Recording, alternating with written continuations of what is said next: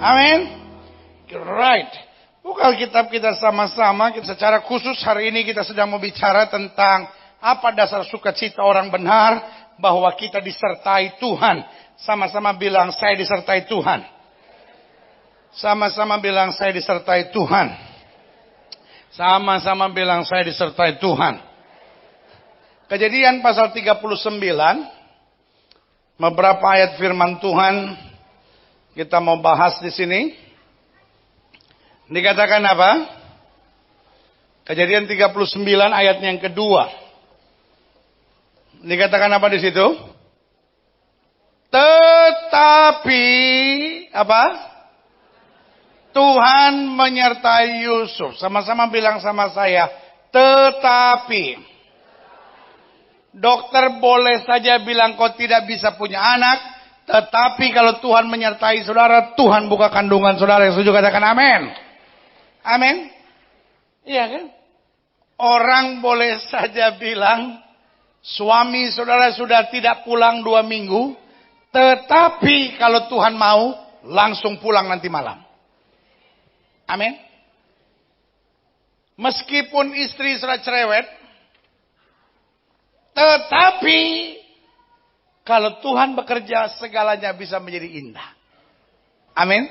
Gimana cerewet bisa jadi indah? Lo kalau giginya rontok semua, walaupun cerewet tapi enak didengar.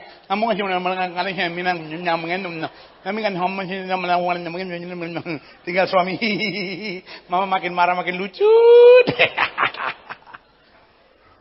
Masih ada kata tetapi. Amin. Kakak-kakaknya boleh mengkhianati dia. Kakak-kakaknya boleh menjual Yusuf. Kakak-kakaknya boleh mencelakakan Yusuf. Kakak-kakaknya boleh menjadikan dia budak di Mesir. Tetapi Tuhan menyertai Yusuf. Berikan tepuk tangan yang meriah buat Tuhan. Sama-sama bilang, Tuhan menyertai saya. Orang boleh fitnah saudara, tetapi Tuhan menyertai saudara. Amin. Sehingga ia menjadi seorang yang selalu berhasil dalam pekerjaannya. Sama-sama bilang sama saya, selalu. Sama-sama bilang sama saya, selalu. Saya khawatir dengan pemahaman beberapa orang Kristen yang ada di Indonesia ini. Kita masih tetap percaya hidup seperti roda. Jadi kalau ngomong selalu gitu, ya pendeta hidupkan seperti roda, kadang di atas, kadang di bawah. Lebih celakanya lagi suka punya pemahaman gini, kalau lagi di atas ingatlah satu saat kita akan di bawah. Kalau lagi di bawah ingatlah satu saat akan di atas. Lama-lama stres. Bayangin gak lagi di atas ingat kapan ke bawahnya. Lagi di bawah, aduh Tuhan kapan ke atas. Sampai di atas kapan ke bawah. Di bawah Tuhan sampai kapan ke atas.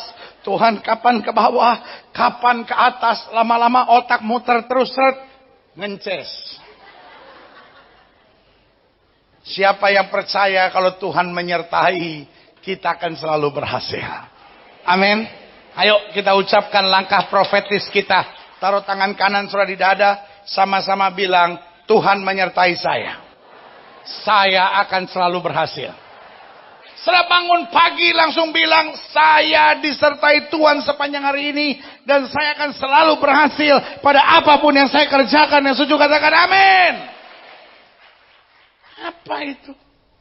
Ya mudah-mudahan. Semoga. Tahu semoga itu artinya apa? Semuanya mogok dan gagal. Tawa lagi. Gak ada hidup Kristen semoga. Selalu. Semoga atau selalu? Siapa yang imannya semoga? Siapa yang imannya selalu berhasil? Berikan tepuk tangan yang mereka. Ya kan? Makanya saya bilang gereja ini gereja profetik. Kita pokoknya terima firman, kita taruh dalam hati kita, kita ucapkan, kita yakini dan kita tahu Tuhan akan kerjakan dan nyatakan buat kita. Yang setuju katakan amin. Tetapi apa? Tuhan menyertai Yusuf. Bilang sama sebelah saudara, saya disertai Tuhan. Amin. Amin. Alkitab bilang, jika Tuhan di pihak kita, tidak ada yang dapat melawan kita. Alkitab saya bilang, yang menyertai kita lebih besar daripada yang melawan kita. Yang setuju katakan amin. Maka tinggallah ia di rumah tuannya. Orang Mesir itu, budak itu biasanya tinggal di luar rumah. Dibikinin rumah kecil seperti kandang. Tetapi karena Tuhan menyertai, Yusuf disukai, Yusuf dicintai, Yusuf dihargai, Yusuf diakui sebagai anak. Yang setuju katakan amin. Bagian selanjutnya. 1 Samuel 3 ayat 19 sampai 20. Dan, haleluya, Samuel makin besar. Siapa itu Samuel? Halo? Siapa itu Samuel? Mertua saya pendeta, astaga. Siapa itu Samuel? Nama ayahnya adalah Elkana. Nama ibunya adalah Hana. Tetapi karena menikah lama Hana belum mengandung, akhirnya Elkana menikah lagi dengan seorang perempuan namanya Penina. Sehingga keluarga ini dapat disebut sebagai keluarga yang broken home. Keluarga yang bermasalah. Samuel ada di keluarga yang bermasalah. Sama-sama bilang sama saya, Samuel ada di keluarga yang bermasalah. Tetapi dikatakan apa? Samuel makin besar dan Tuhan menyertainya. Dan dengar baik, karena Tuhan menyertai Samuel, tidak ada firman yang dibiarkannya gugur. Berikan tepuk tangan. Amin. Lahir dari keluarga yang broken home, bukan akhir dari segala-galanya. Jangan bersembunyi di balik kata broken home. Ya habis gimana pendeta? Papa saya kawin lagi. Habis gimana pendeta? Wah, mama dan papa saya berpisah. Habis gimana pendeta? Rumah tangga kita bermasalah. Seorang ibu datang ke saya dan bilang, pendeta, suami saya selingkuh pendeta. Selingkuhnya sama mama saya. Aduh.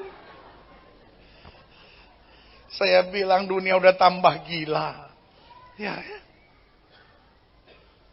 Suaminya rupanya kolektor barang antik. Langsung saya tanya, Oma masih hidup? Udah mati, puji Tuhan. Kalau Oma masih hidup, dia selingkuh sama Oma. Makin tua, makin menggairahkan katanya. Gila. Kadang-kala saya lihat masalah hidup, saya udah mulai geleng-geleng kepala. Ada seorang ibu yang bilang sama saya, pendeta suami saya selingkuh. Saya bilang, ibu tetap kuat. Dia bilang, pendeta, kalau dia selingkuh sama yang mudaan, dia selingkuh sama yang lebih cantik dari saya, mungkin saya kuat. Dia selingkuh sama laki-laki juga. Aduh. Samuel makin besar dan Tuhan menyertai dia. Siapa itu Samuel? Orang yang berasal dari rumah tangga yang broken home. Tapi karena Tuhan menyertai, haleluya, tidak ada satupun dari firman yang dibiarkannya gugur. Berikan tepuk tangan yang meriah. Maka taulah, sama-sama bilang sama saya taulah. Sama-sama bilang sama saya taulah. Seluruh Israel dari Dan itu di utara, sampai Beersheba itu di Israel, di selatan Israel. Bawa kepada Samuel tadi percayakan apa?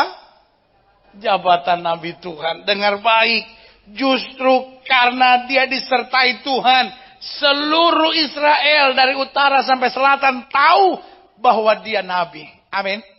Dia nggak perlu umumkan, dia nggak perlu proklamasikan, saudara-saudara, saya ini dipilih sebagai Nabi Tuhan. Sumpah saudara-saudara, mati disambar geledek bareng-bareng juga mau.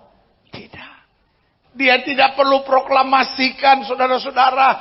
Sumpah saya orang baik, saya orang benar, saya orang suci, saya yang dipilih dari Nabi. Saudaraku, dia tidak perlu ngomong apa-apa. Penyertaan Tuhan dalam hidupnya membuat orang melihat dan tahu dia adalah Nabi Tuhan. Yang setuju berikan tepuk tangan.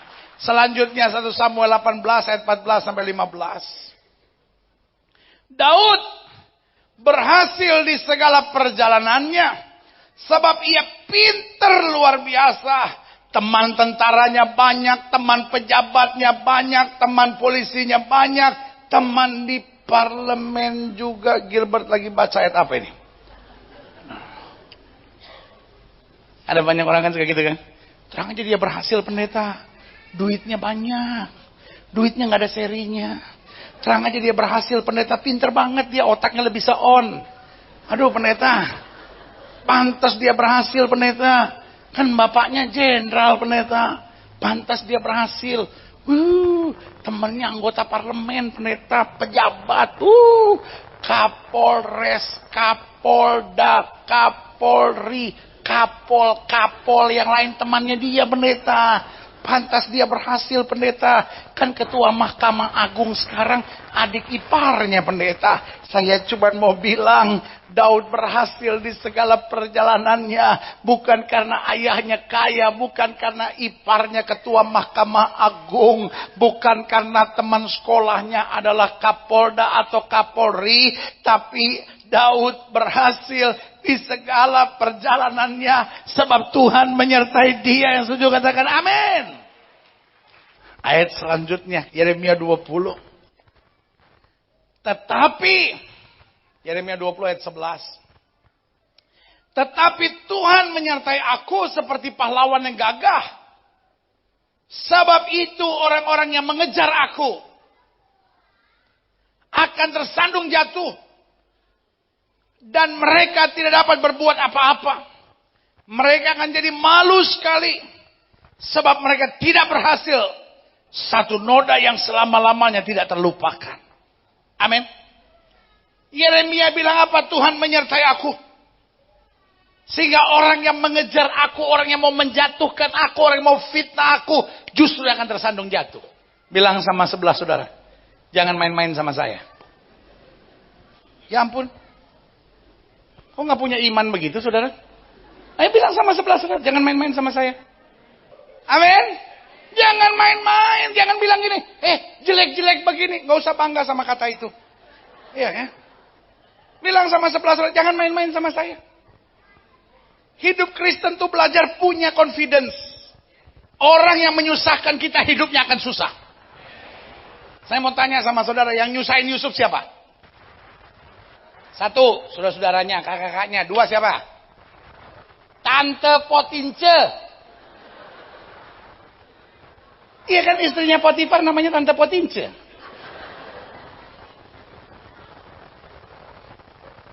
Yang ketiga siapa? Yang menjebloskan dia ke penjara siapa? Hah? Potifar. Kan istrinya ngadu sama Potifar. Potifar ini kan tipe laki DKI di bawah ketek istri. Iya kan? Dia nggak nanya, dia nggak apa, dia main ceburin aja. Jadi yang masukin ke penjara siapa? Oke, yang bikin susah dia siapa? Satu, kakak-kakaknya. Dua siapa? Tante Potince. Tiga siapa? Sekarang waktu dia jadi Perdana Menteri, ada nggak ketiga ini yang lebih tinggi dari dia? Ada nggak yang lebih kaya dari dia? Artinya apa? Orang yang nyusahin kita, hidupnya akan lebih susah dari kita.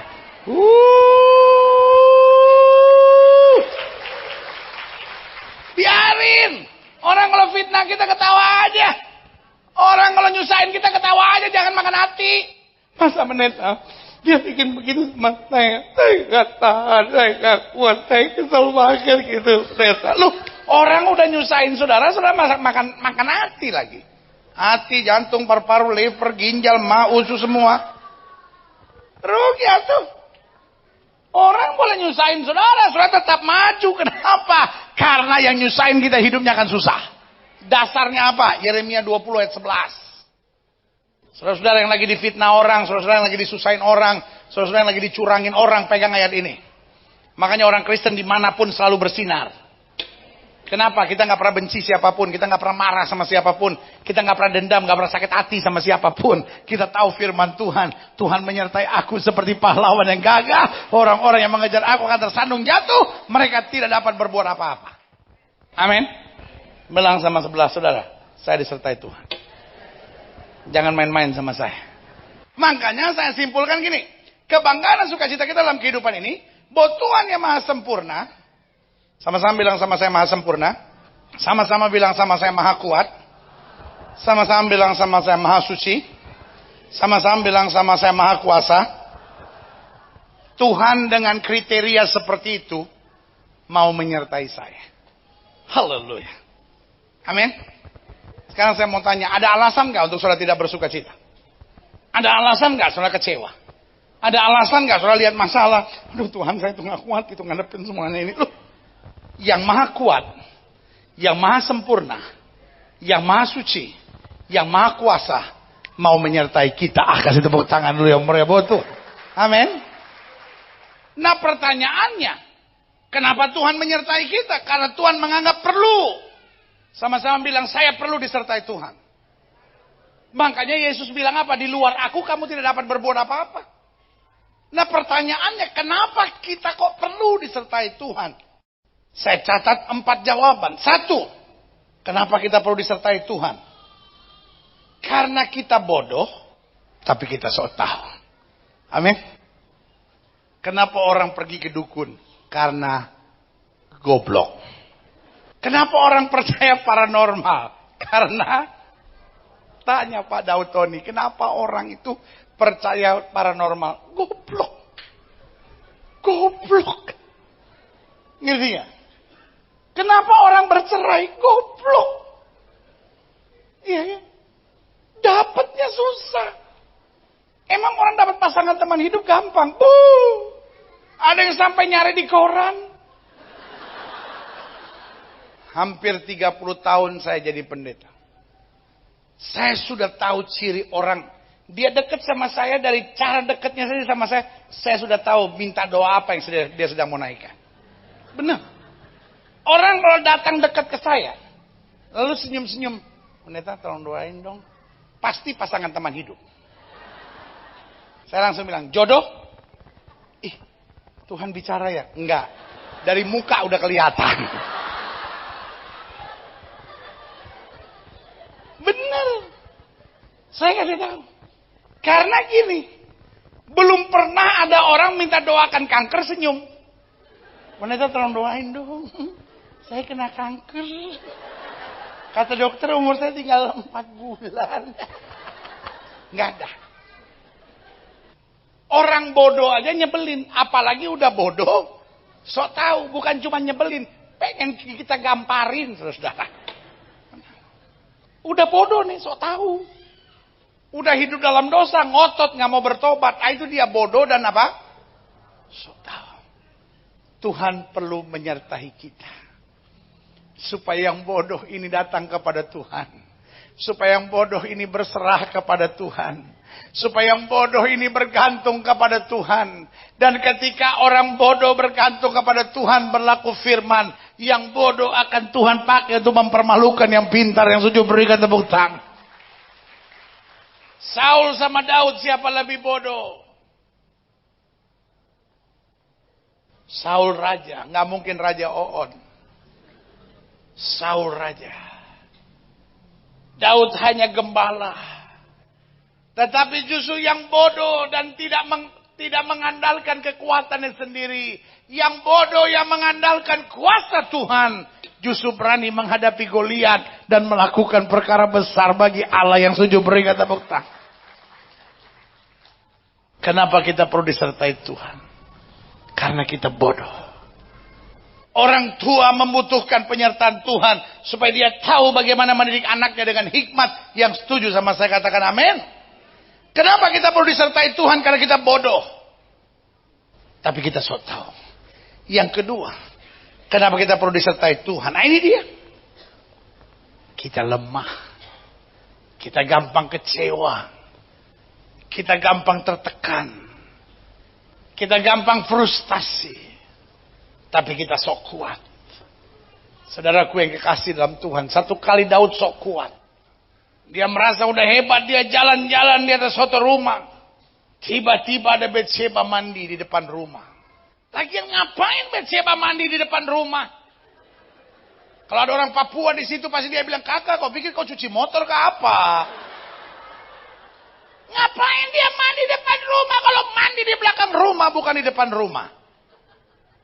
Tapi sengaja karena dia pikir ada raja tuh. Kalau selama ini dia bisa kuat, itu karena Tuhan menyertai dia. Amin. Makanya Alkitab bilang jangan beri kesempatan kepada iblis. Kita lemah. Jangan sok jago. Jangan sok kuat. Kekuatan kita selama ini karena kita terus bergantung sama Tuhan. Yang setuju berikan tepuk tangan yang meriah. Yang ketiga, kenapa kita perlu disertai? Karena kita mudah terpengaruh. Hati-hati dengan pergaulan, hati-hati dengan apa yang kau tonton, hati-hati dengan apa yang kau baca. Karena pada dasarnya kita mudah terpengaruh. Hati-hati dengan masukan-masukan yang kau dengar. Kalau kau punya teman yang omongannya intimidatif, berani katakan tidak. Kalau kau punya teman yang senang membujuk untuk hal-hal yang tidak beres, jauhkan dirimu dari itu. Yang setuju sama saya katakan amin. Kita mudah terpengaruh. Tapi kalau Tuhan menyertai kita, kita nggak mau pusing. Kita pegang tangan Tuhan. Dan Tuhan akan tuntun langkah kita. Kenapa kita perlu disertai Tuhan? Yang keempat.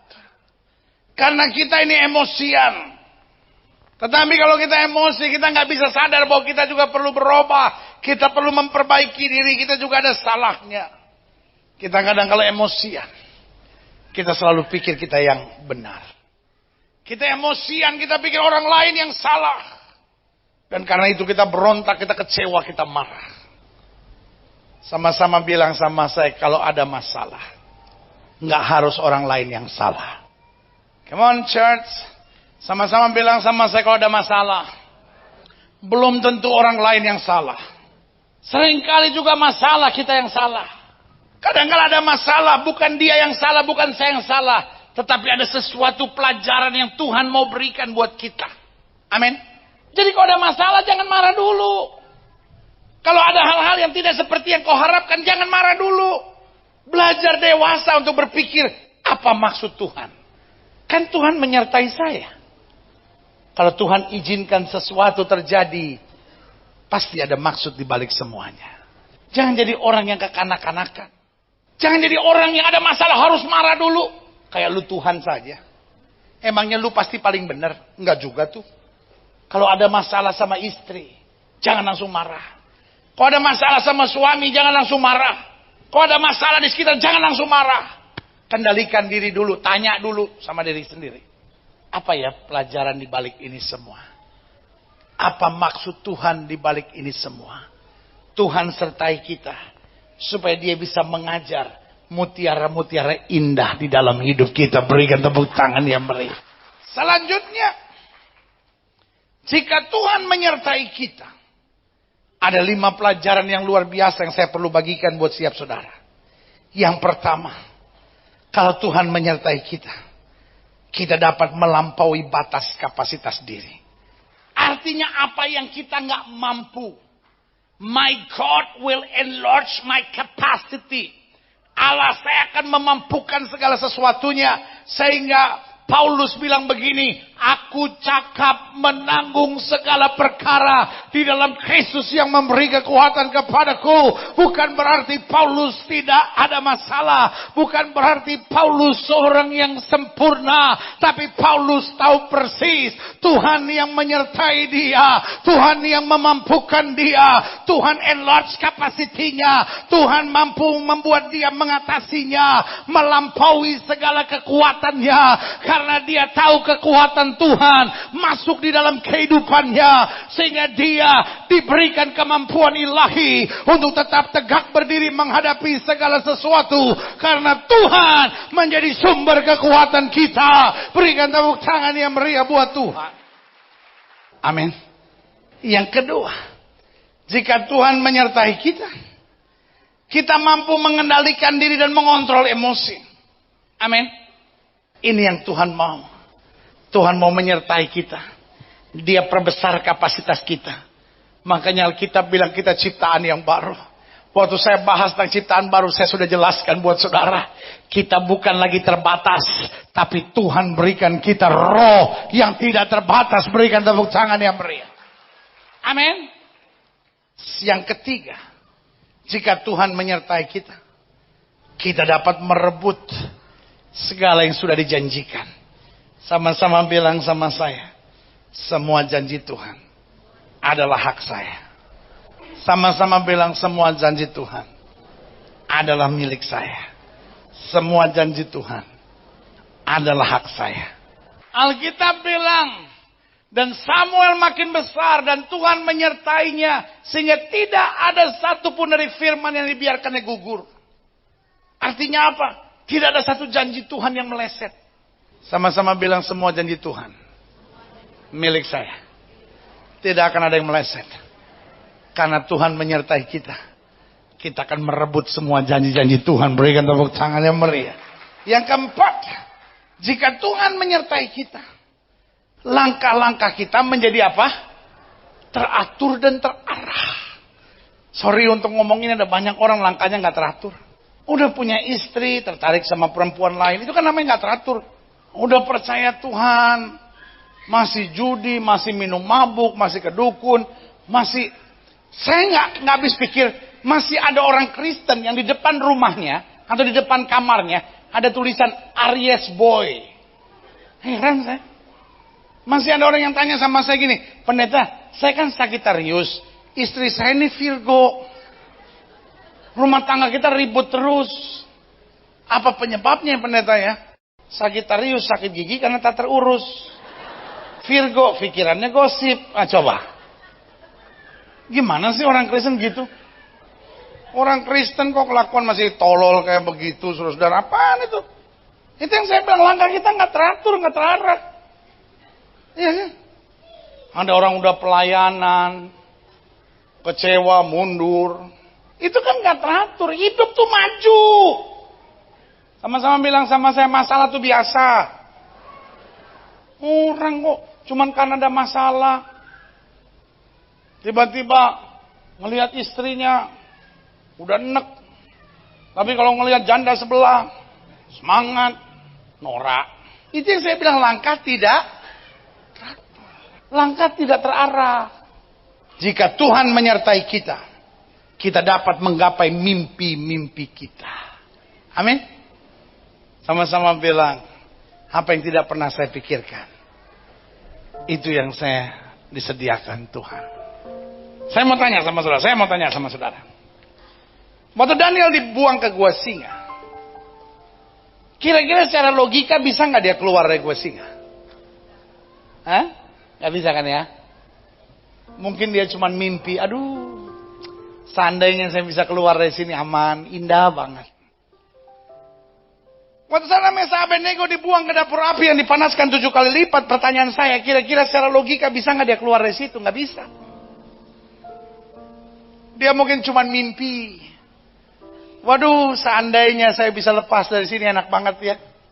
Tapi saya tetap tidak akan kompromi dengan dosa. Saudaraku yang kasih dalam Tuhan, bahkan Tuhan bisa mengabulkan mimpi buat orang yang disertai Tuhan. Dari gua singa, tiba-tiba Tuhan mengangkat Daniel. Dari dapur api yang dipanaskan 7 kali lipat, Tuhan mengangkat Sadrak Mesa Abednego. Dan saya mau bilang, Tuhan yang sama ada di tengah-tengah kita. Tuhan yang sama yang menyertai kita. Tuhan yang sama yang membela kita. Tuhan yang sama yang akan mengangkat kita.